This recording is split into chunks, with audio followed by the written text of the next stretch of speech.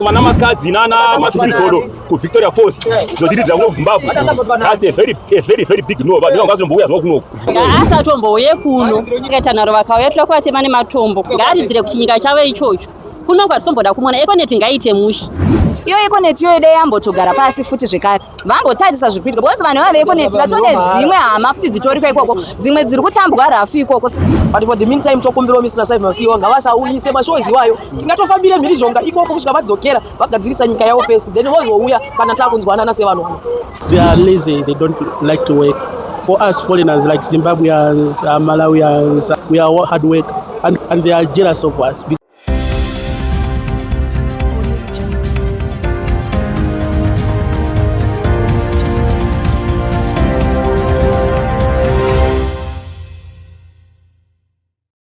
Yes, I'm in Zimbabwe. Tichisangana zvakare paHorizons patinokupa nyaya dzinenge dzipisa all around Zimbabwe naika. Kutaura kuno ndofunga makatarisa kuboshwe kwangu kune zvizvarwa zvakawanda zvekuMalawi zvaripatrietwa zvidzoka muno muZimbabwe. Saka kutaura kuno vamwe vacho vatori stranded, havatorina kana even transport yekuti vaendese kunyika yavo yechiberekerwo naika. Saka zviripo ndezvekuti mangwana ndo 30 June. MaSouth Africans ari kutaura iwo kuti munhu wese achange achisara 30 June wasvika aiwa vari kupromisa kuti vachapisa nematai. Vamwe vachiti ndofunga makaona video raicirculate pasocial media vachiti isusu tinotouraya kana kutsonda nematombo. Saka pari zvino tine malocal residents atinawo nevamwe vashandi vari kurwadziwa nevamwe tiri kuti vanhu vari kutozorara pano parodi kuti vamwe vatonewo almost 20 days varipo pano. Saka ngativanzwe vachitaura kuti chii chiri kunyatsoitika nevanhu vari kubviswa kuSouth Africa vachiuya panapa. Chiitiko ichi vakuru vangu chinorwadza isusu mablacks South Africa, Zimbabwe, Mozambique tongoti sadiki yese anditi tiri vanhu vamwe chete. Chaitwa kuti dai zvaigona tafanira kandini imwe chete currency one yokuti tikauda kushandisa unoshandisa munomu Mozambique, Zimbabwe, South Africa imwe chete. Manje tikadza kugadisana toti kudzingana pakugara chaiko chaiko zvingada sei tikazvikwanisa kuzviva it's a very big no. Chaitwa South Africa is guys they've set a very bad precedent sokuti dzimwe nyika hadzizozvikwazurira sei hazvichaita kubara nekuita sei kunetse because katichirovana isi mablack taker kovadii kudzinga varungu. South Africa kune varungu variko, kune maIndians ariko, kune maChinese ariko vari kumadzinga. Why blacks? We are fellow comrades. During the apartheid era, South Africans kuna Mozambique for assistance, kuna Zimbabwe vachiuyawo, kuna Zambia, all over the Southern Africa vanga variko vaidzingwana napana vaidzinga because we were fighting one common cause. Saka chaipa chii nhasi chiitwa kuti zvekare chekunzi kuda kuimba vana Makhadzi nana Mafikizolo ku Victoria Falls zodiridzira kuno kuZimbabwe. That's a very big no. Vanhu vangazomboya zvavo kunoko because iwaya macelebrate handiti kaka kana vachida kuuya kunoko before vasati vauya ngavaita vataura vaita goa genezi zvikuiva ikoko vazikondeme it's bad ngavachitaure ikoko varume zvamuda kuti hazviite isusu veZimbabwe tii vanhu mwe chete. Kana vaida kuimba ngavaimbire vanhu ikoko, kana vatedza kuimba vanhu ikoko ngavaite kuEurope vanoimba kuEurope kuno ngaita sei ngavasauya. Econet sponsor ndiri kaka isusu tine hama dziri kuSouth Africa iko dzinotadza kuuya kuno dzinoshawa mari vasazvikwanisiro dai vanga vari vanhu vane mwoyo unoda isusu Econet ndedu tituita kuti ise inge iripo ichistrive handizvo mari yavanotora iyoyo handiti kaka they are supposed to give back to the community. Tora mari iyoyo isa kuSouth Africa ikoko bhadharwa mabhazi ma-air tickets or whatever kana train ikonomi yavo yotodhakwa vototanga kutsvaga help Zimbabwe. Pane vana vakatorara vachinaiwa kuCape Town vaine vabereki vavo. Iyambiro ipi yamuda kupoza kare maSouth Africans toziva kuti nyika inogona kungoifuna yakachinja. Malowan kwaita pita mangwana chiri kwamino zvira kudizvo zvaika nhasi kwauri mangwana chaita sei zvera kwandiri mukana uchasvika kweduwo uchaita sei uchafiwawo uchaita sei mudai zvauta zvakashata it's very bad because vanhu iwavo kaka zvinhu zvavo zviri kunaiwa iwo ari kunaiwa next vachabva varwara kuita sei zvese zvinhu zvese nokuda kuzvinhu zvese zvakavhoitika vangu mhuri yeZimbabwe dai vakuru vedu vachiona zvezviitika izvi tidzidzewo kwavariwo nyika yedu ngatizame barane pamwe chete tigaze nyika yedu tisanyanya kudhuvira nevamwe nedzimwe nyika because zvinhu zvakaita zvese zvinofumura hazvinaki zvaitwa izvi zvateitwa neSouth Africa izvi zvachose tikaitwa varanda. Isusu kuSouth Africa takafa nezulu. Situation yacho ndiye yakashata ikoko. Situation yakatoshata just because hansi deadline now is 30 June haadi munhu foreigner munyika yeSouth Africa. Tinoziva maSouth Africans ari violent. Hapana here mamwe mathreats avari kupa vanhu zvakare kuti makasabuda 30 June tichazenge tichidai nekuda izvo. Hanzi hazive chinhu choti chichaitika musi we-30 but wakumbira kuda munhu wese out of country ngaaende just because they can't control their people just because they are tired of the foreigners. South Africa ndagara makore 14 years but ndanga ndichienda kumusha ndichizokera. Alright, so makabva kunyika ipi mukoma? Inini momzi yangu yemuno muzimba yekuche kwagutu but ndinogara kuMalawi kumba kwamutana. Alright, so zviro zvaro zvekuMalawi zviripo panapa vasha here transport kana kuti like Malawi government haina kusendwa here mabuses kuti vatakure? No, kune mabuses akutakura vanhu but isusu tatokwira mabhasi edu tatobhadhara mari tobvisa mari takwira mabhasi tichizokera kuti just because kantamika nyaya yegovernment zisachanonoka. Musi wa30 is just the corner.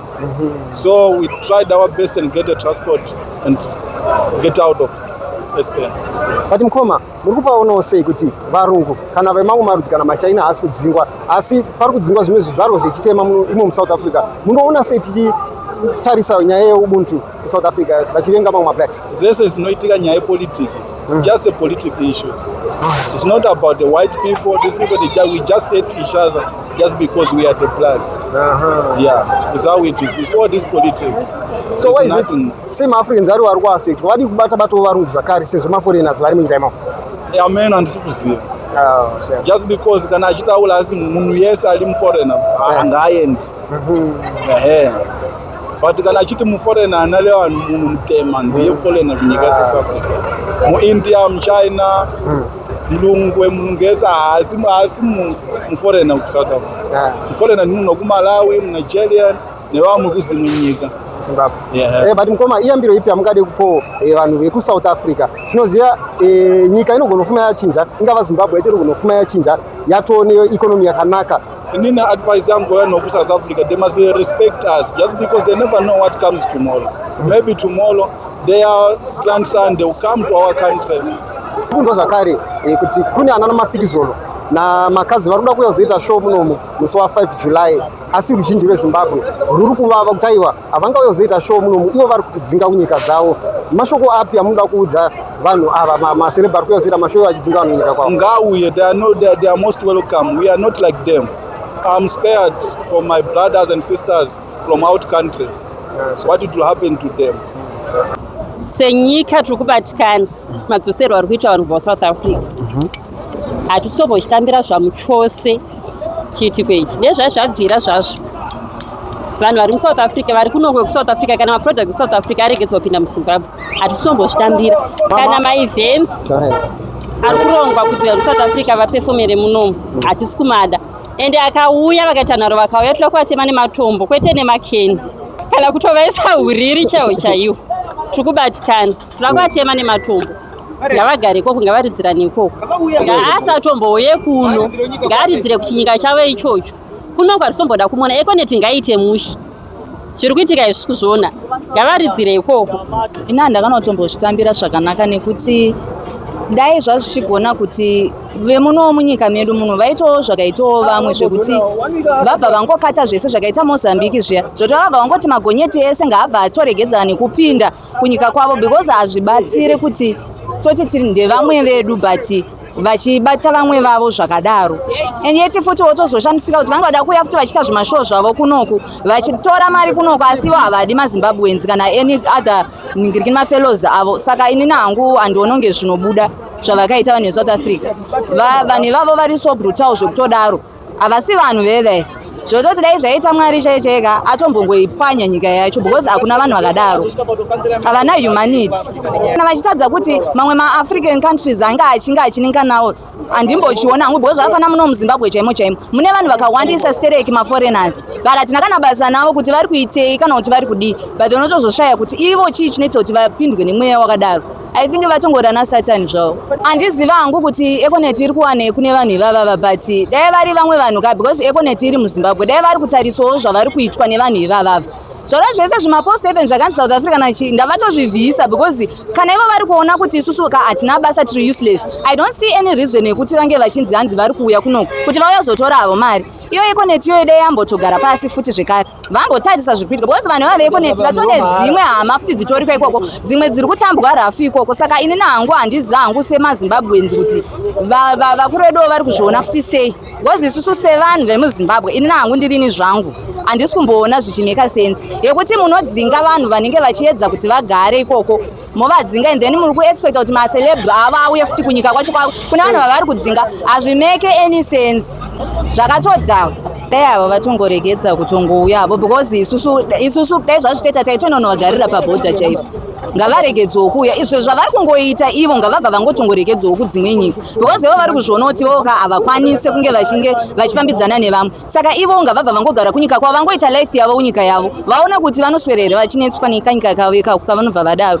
So mamusic artists South Africa mashoko apa muda kuvaudza ndikakuudza kuti garai kunyika kwenyu ana namarane ngavagare kunyika kwavo ngavasatouye zvokuti vakatouya toda kutoenda kunogadzira uriri zvezvisoo vanangoiswa uriri ngavasatombotsike Zimbabwe because ivo havasi kuda maZimbabwe vari kuita zvo zvekuti 30 June whatever vari kuzvita vachidzinga maAfrican countries mamwe saka ngavabva vangogara kunyika kwavo ikoko vasaende kana kudzimwe nyika dzavanenge vada kuenda isusu kuno kunga vatoregedza zvavo ende whatever malinks avanenge vachiita neZimbabwe ngavabva dai vatongokata zvese zvakadhakwa kana muchitadza kugarisana nevamwe venyu isusu kana tichitoningira tichitoti South Africa kande vamwe vedu ende tese chiri kunetsa ndekuti tese tiri mablacks ende ndo patinenge tichirwisana takadaro watinoti tikazoenda kuma-European countries tinoitwa sei zvagara kutonge kutone racism and then isusu pachedu isusu mablacks tiri kuita racism saka handiziva hangu kuti vari kuedza kudaita sidai varegedzawo kuya chitiko ichi chinotitirwadzei mukoma nekuti hatina chinotinakidza kuti mhuri dzakawanda izvozvi kune vamwe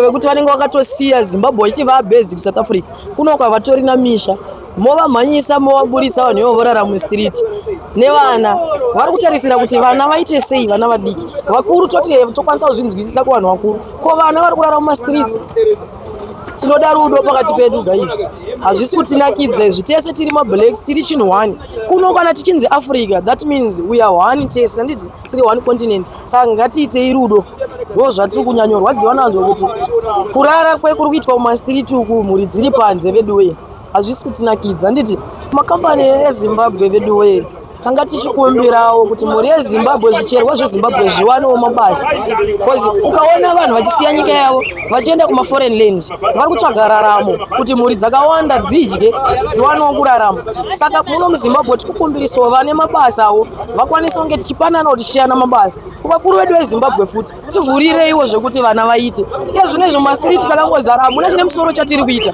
kuchikoro takaenda mukoma but ukaona takutizaka ivhu redu tichienda mbeu dzese dziri kuenda kumhiri mukoma nekutiza ivhu redu isusu handiti harisisina utano ivhu redu saka tanga chikumbiro kuvakuru vedu kuti rangarireiwo chicherwa cheZimbabwe tisange tichishungurudzwa nedzimwe nyika because ivo vekuSouth Africa vachona vanoda kudyawo saka kana makuti pavakasiya vagadzirwa pachona tovatorera ndo zvinokonzeresa kuti tizenge takunetsana pachedu kudai handiti tiri vanhu hani asi tipeiwo mabasa tiwanawo zvekuita handiti muZimbabwe hatina zvekuita muZimbabwe vana vakawanda vari kuchema muZimbabwe hamuna mabasa achona ekuti anotibhadhara hamuna kuchikoro takaenda asi izvozvo mukoma tinoshanda mumastreets tikuhasela mustreet chiri kuitei chikoro chachona hapana chazvachiri kuita saka vanhu vapedzisira vazoenda kwavari kumhanyiswa ikoko ezvino vanhu vakurara mumastreet tikunyanyochema nekuvakuru vedu tipeiwo zvekuita shuwa handiti tivhurireiwo mafactory akawandisa umoti kuti tikwanisewo kuti umwe akawana wakapisika diki umwe wana wakapisika diki tinokwanisa kusurviva tisaregere kuramba tichikurosa tichienda kunyika dzevamwe nyika dzevamwe dzinodawo tichienda kunofara vedu tichidya mari yevhu redu muno muZimbabwe right kuma-artist uku handitika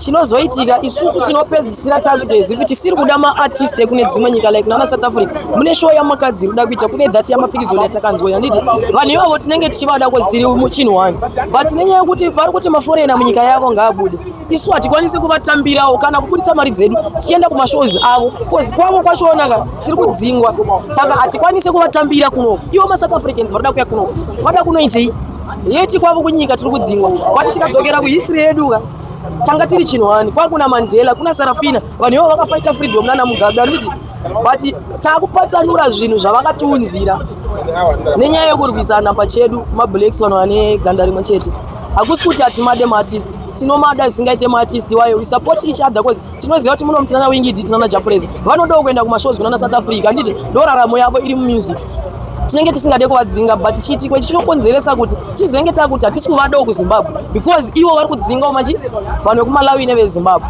but tiri chinhu wani tofanira kusapotana tinovada tinodawo kusapota music yavo sevanhu vamwe chete ichokwadi promoter wedu Econet atopakati kuti ruzhinji rweZimbabwe wakuti atichaatenda show pamusaka pekuti maartist eku South Africa ari kuuya. Chikumbiro chipi chamungade kuisa kuEconet zvakare tichitarisa kuti vahaya maartist enyika ine mhirizhonga iri kunetsa panguva ino iyi zvinhu zvinoomera zvakanaka. Alright, kune mukuru weEconet ndi Mr. Mazitrai Masiwa anditi havana kunge vashaisha kunge vachida kuisa program yavo iyoyo anditi asi for the meantime tinokwanisa kunge tichiramba point yavo yekuti vaunze maSouth Africans kunoko nezviitiko zviri kuitika muSouth Africa nevana veZimbabwe neMalawi. For the meantime chokumbirawo hatisi kuvada because muchaita mhirizhonga but yet ivo maartist havasiri ivo vari kukonzeresa mhirizhonga, vakuru veikoko ndo vari kukonzeresa mhirizhonga. Kuvada tinovada but for the meantime we don't need mashows avo until vasetla zvinhu zvavo South Africa vakwanisa kubvumawo maforeigners kuti vaitewo zvavanoita munyika mavo, then we accept them tese tiri vanhu todararamo.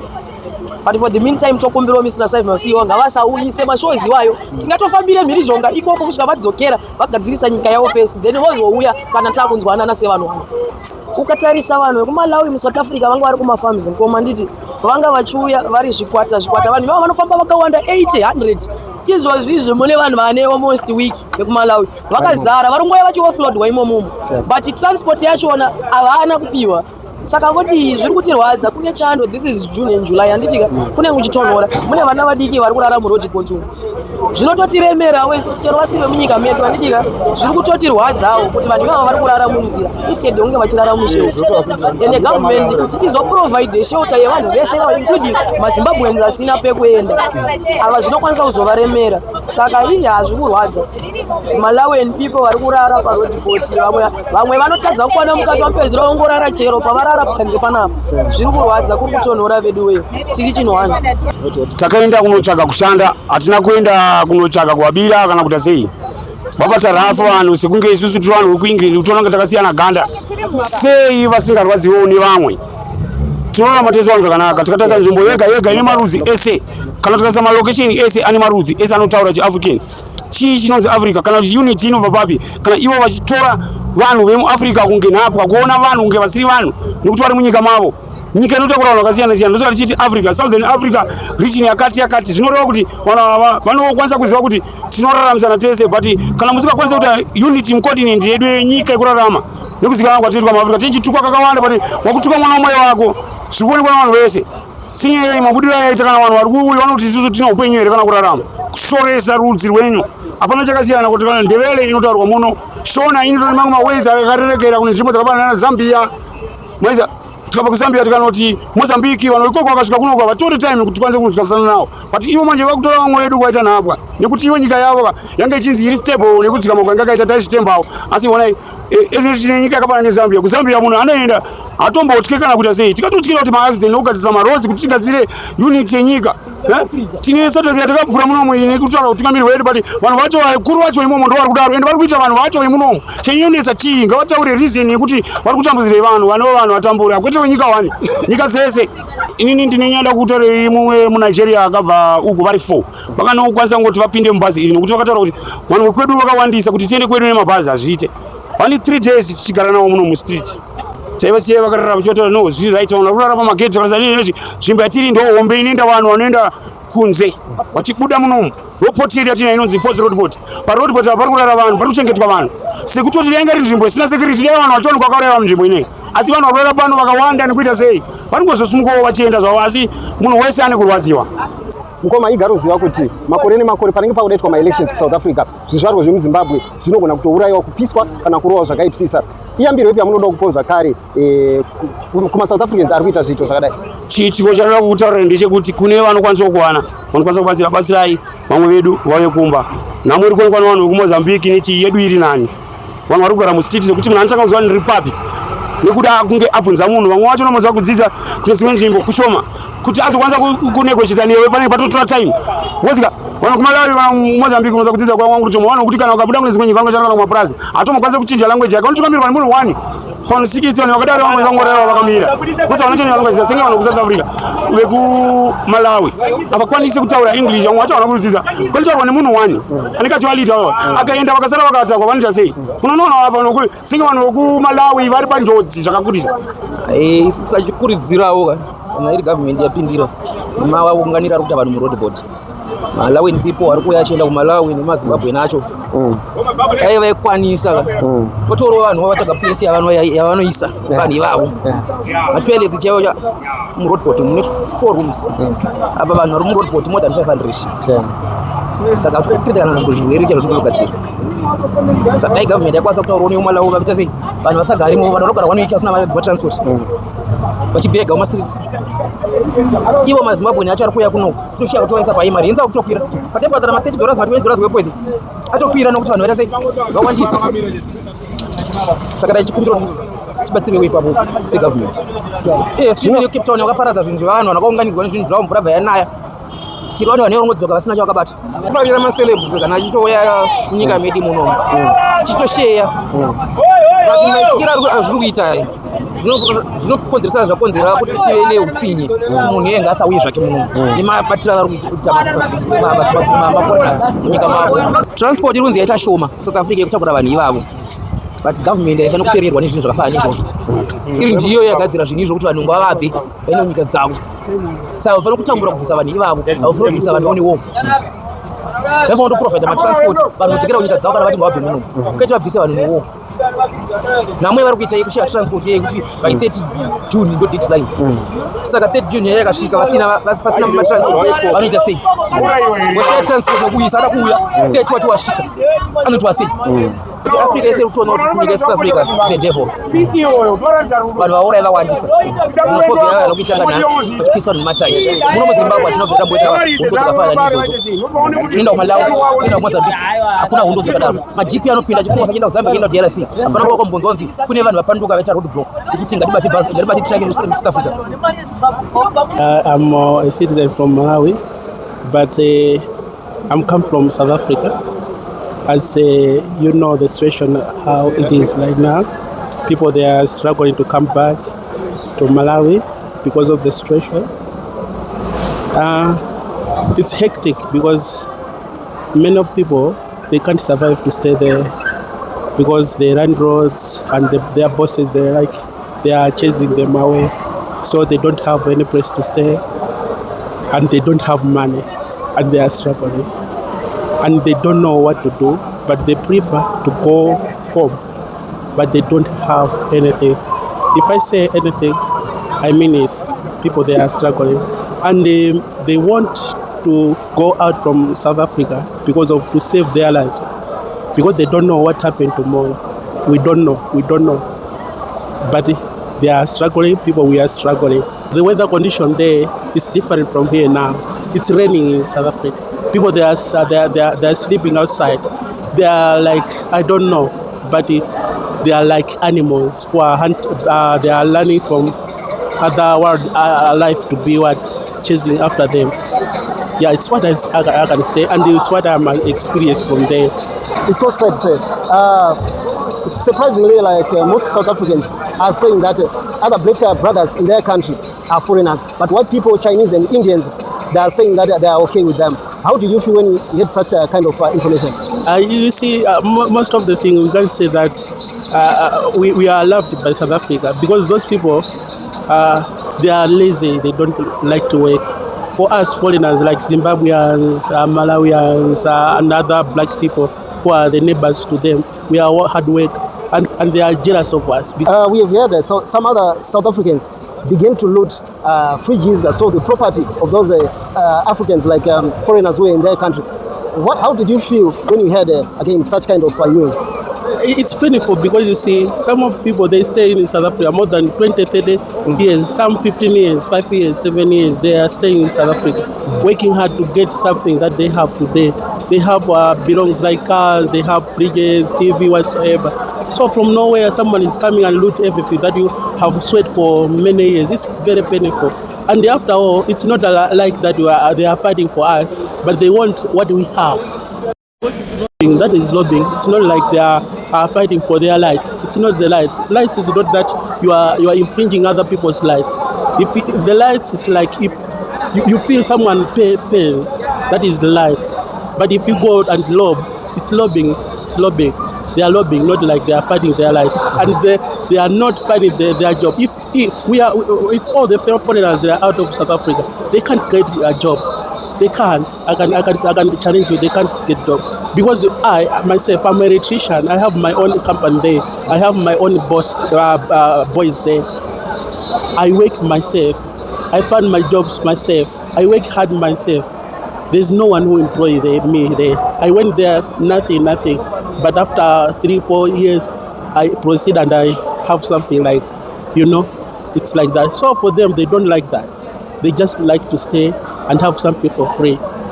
And it's painful for them. They're gonna understand this after maybe 3-4 months because we were renting we were tenants, most of them. If 1 million tenants they are out, that means 1 million landlords, they don't have money. If you convert it 1 million with maybe 200 lands, you can see 20 million lands is like lost from them. This game is 50-50. We lose, they lose. And after all, we stay in South Africa. We ate bread, we ate chicken. Per day we buy chicken, 1 million chicken per day. That means if 1 million people they are out, that means 1 million chickens they are not people they are not buying at all.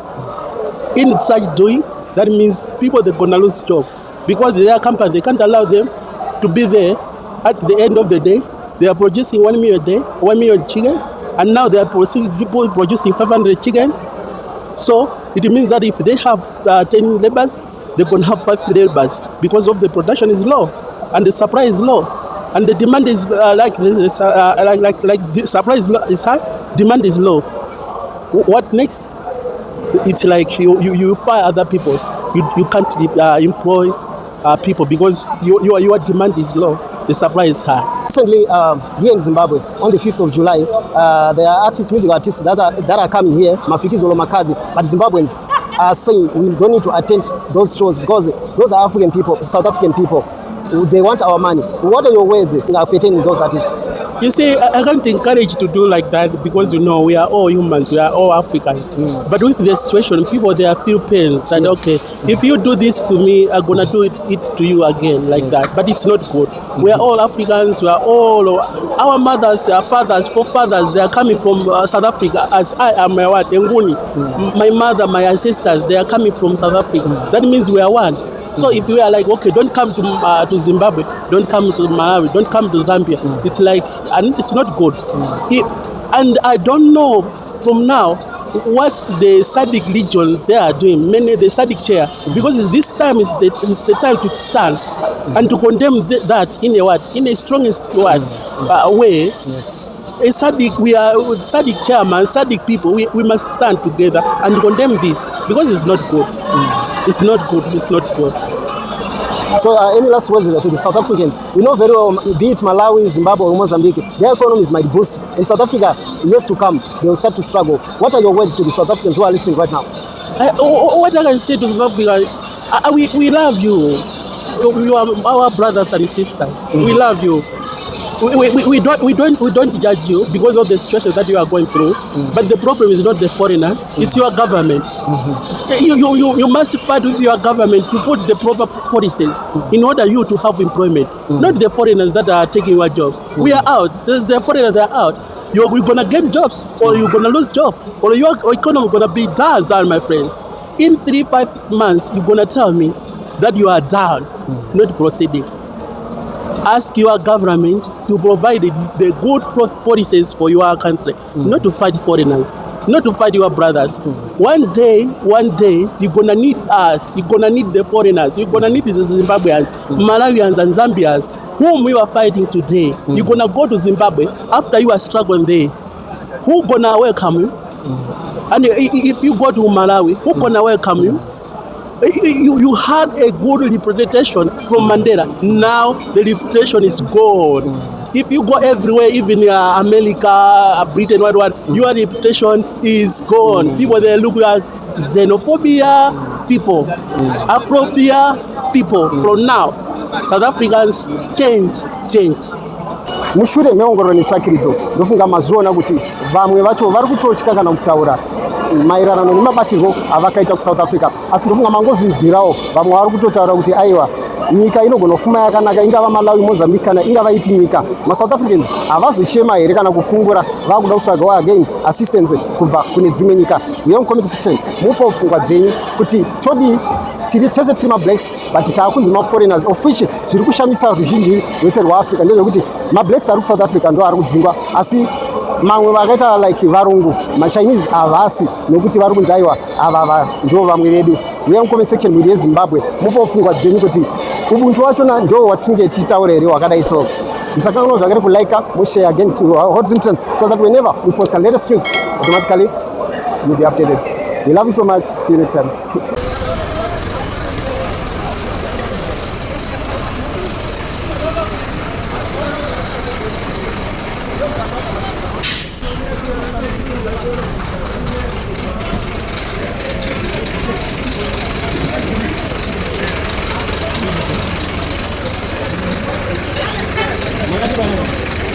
Yes.